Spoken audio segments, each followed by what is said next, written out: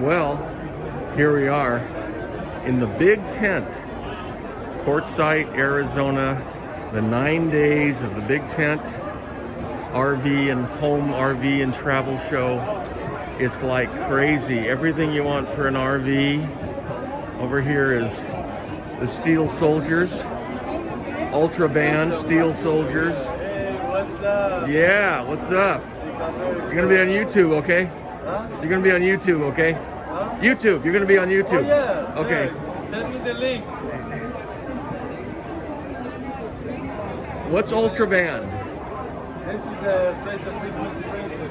Oh, it's like a wrist, it's a bracelet. Yeah. Got it. Magnets? So pink, yes sir. Yeah. Magnets expander. Here's the wife, Susan, on the back pain thingy. Hi. Okay. I think that's your wife. I'm watching the first. Yeah. Yeah. Who else? You know?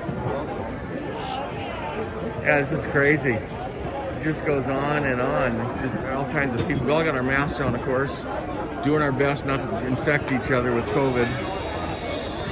But here we are. It got like 3 huge aisles. It goes on and on.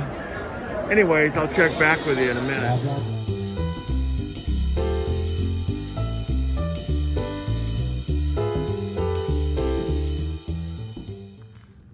Well, another beautiful morning. Thanks for joining me this morning.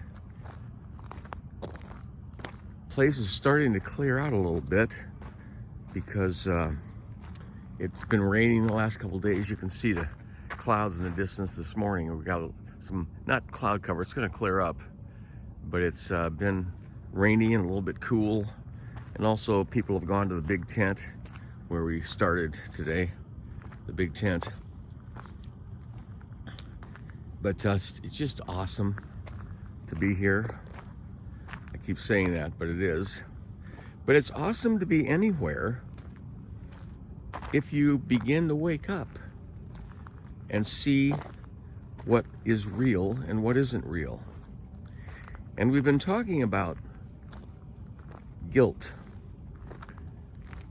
and authority. And I just want to say a little bit more about guilt today. I consider guilt to be a debilitating and debasing experience. Psychological guilt, I've made that distinction. Guilt is a legal term for sure. I mean, we talked about the example that if you I was a police chaplain for several years. I'd ride with the police. Just go out and ride with an individual cop on his rounds. And occasionally we'd stop a speeder. And why was he stopped? Because he was speeding. We know he was speeding because the radar gun measured his speed. So on a 35, he's doing 59 or 49. Gets stopped, usually gets a ticket. Is he guilty of speeding? Yes, of course. He's guilty of speeding. That's legal guilt. But psychological guilt is something altogether different. Psychological guilt is what's placed on a person by others and then probably by himself or herself without any legal basis. You just need to feel guilty. And that's a major way the message of Jesus, the gospel, has been, in my opinion, corrupted.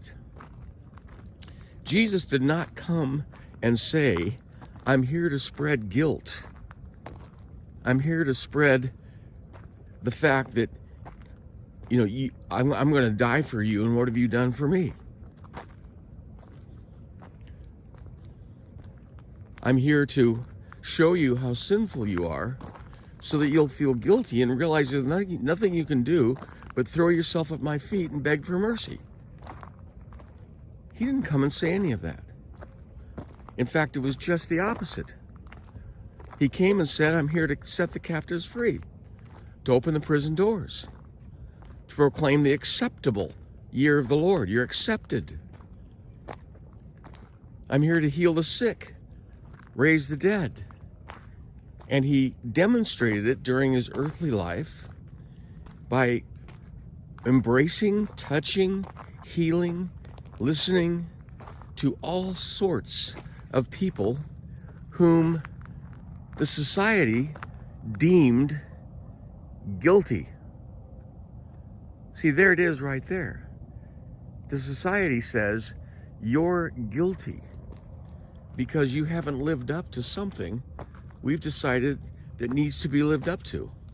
And then we take it upon ourselves and we just feel crappy with a sense of guilt. I'm never good enough. I'm not good enough. Because I've been told and taught that that my misdeeds and my mistakes and my thoughts make me guilty, and I have to continually beg for forgiveness from that guilt. And that's sort of, and again, I'm not anti-church, I'm only anti-corrupt church. That's sort of what the corrupt church has done. It's basically said every Sunday we get, I mean, in the fundamentalist church, in one way or the other, every Sunday you're told how depraved you are, how sinful we are.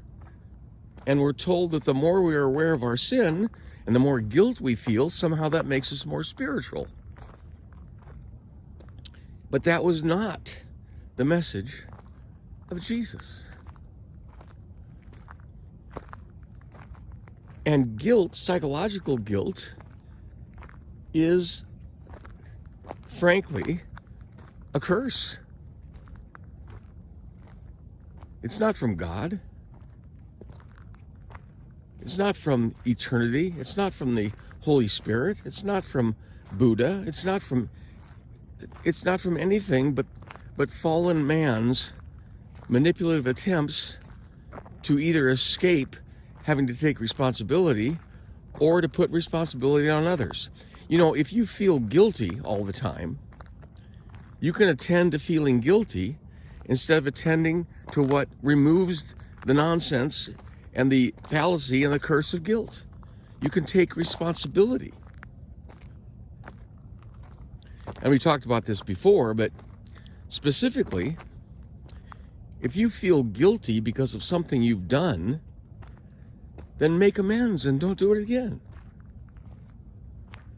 Destructive behaviors are not wise, they're foolish. But we use guilt and shame and sorrow and self-pity to avoid doing anything about them. If I can attend to my self-pity and my sense of guilt, oh, I'm trying so hard and I'm going to ask for forgiveness again, if I can keep doing that, I don't ever have to do anything about my problem. The thing that I think makes me guilty. You know, it's like the old story of the drunk husband who's out drinking and getting stone drunk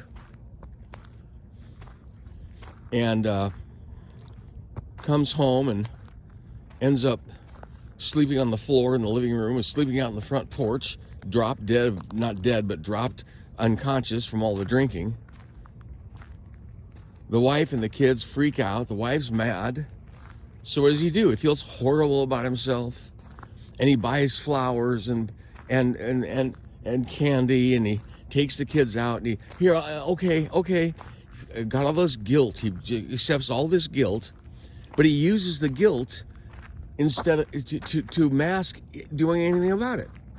As long as I can feel guilty, as long as I can keep coming to church and be guilty for my habit of looking at pornography or having sex with somebody besides my wife or husband, or stealing or lying or cheating on my taxes, I'll just feel really guilty and come and beg for forgiveness and admit my guilt, and then go right out and do it some more because I've done the thing that guilt makes me want to do. I've attended to that, and all of you, the person has attended to is the guilt. The guilt is a mask for taking responsibility of one's actions.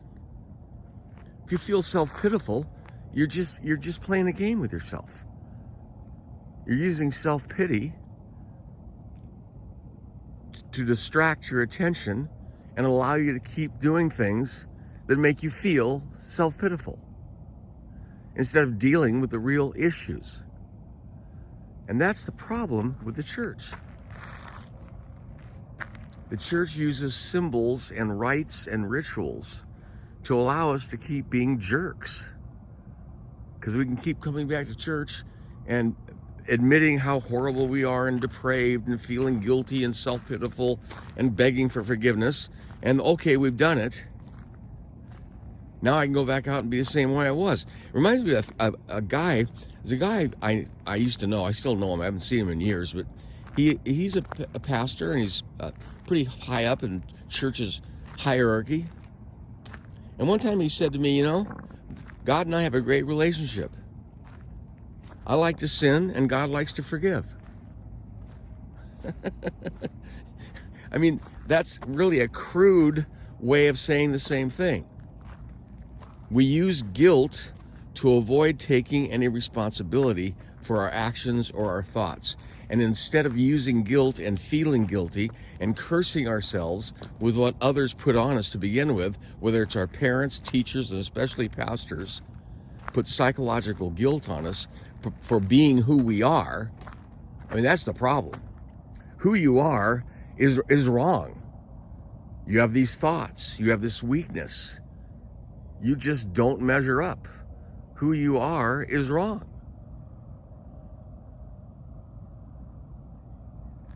I mean, that's a horrible way to live.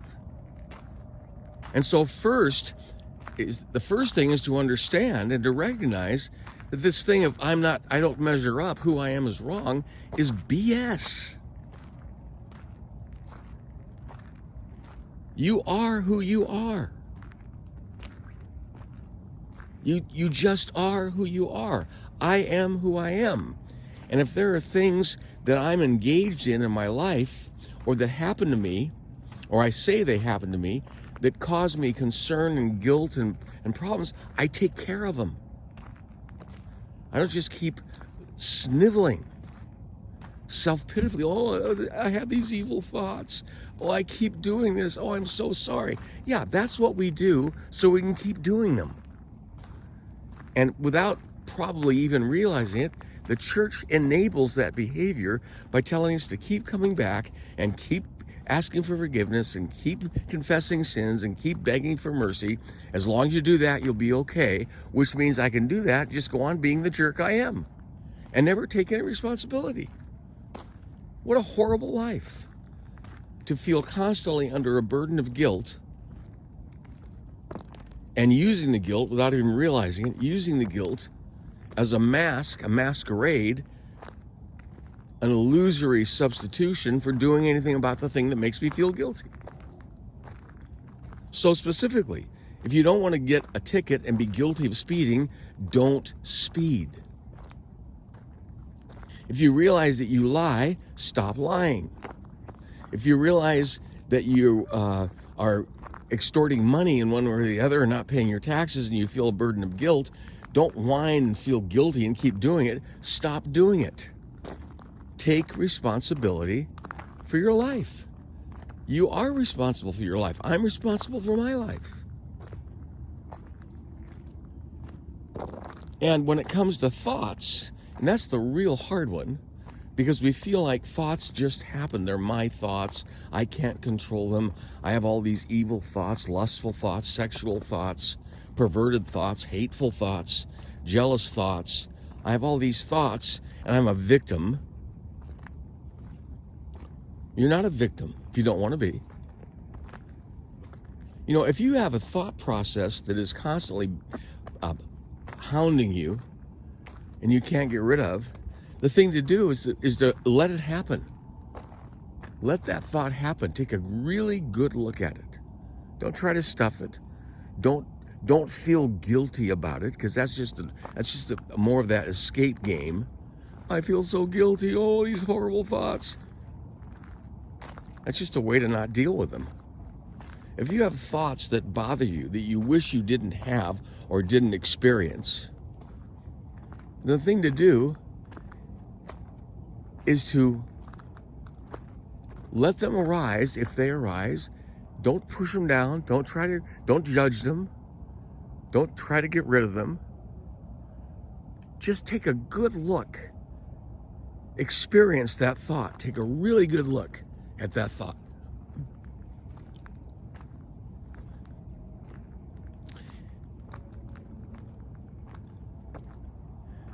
And then, having done that, when you're ready, when you're able to do it, after you've taken a good look, it's really important that you take a good look at the thought. Now, don't feel guilty about it. See, the guilt is an escape. The guilt's a con. Oh, I have this thought again. Oh no. It's a con. It's a way of being self-pitiful, a victim. I'm a victim of my horrible thoughts. You're not. They're not your thoughts anyways. They're just thoughts. Everybody has thoughts. A lot of other people have the same thoughts you do. Thoughts just arise. We don't own those thoughts. They just arise. I remember Ram Dass. Probably don't know who Ram Dass is, but he died recently. A really great man. He used to say when he meditated that he would imagine himself sitting by a river. And, you know, when you try to meditate or pray, thoughts are the problem. Thoughts just are like crazy monkeys in a cage. And he would just allow the thoughts to arise while he meditated or prayed. And he'd picture them as little boats going down the river that he was sitting by. It's a flowing river. And these little boats would contain a thought, one of his thoughts, or a bunch of thoughts. And he just let them go by, look at them, and watch them leave. Because thoughts just come and go. They just arise. So if you have a thought, let it arise. Don't feel guilty about it. Don't be a victim. Don't be a wuss. Look at the thought. Let it arise.